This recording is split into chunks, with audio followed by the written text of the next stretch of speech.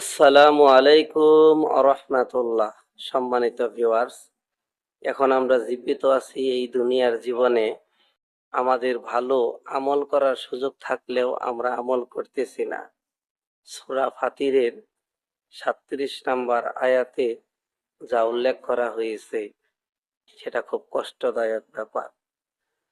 জাহান্নামের কিছু লোক চিৎকার করতে করতে তারা বলবে, হে আমাদের প্রতিপালক, আমাদেরকে বের করে দিন, আমরা সৎ কাজ করব।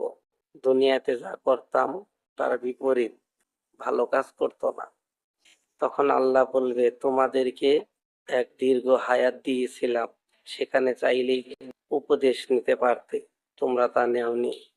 তোমাদের কাছে সতর্ককারী এসেছিল, তোমরা সতর্ক হওনি।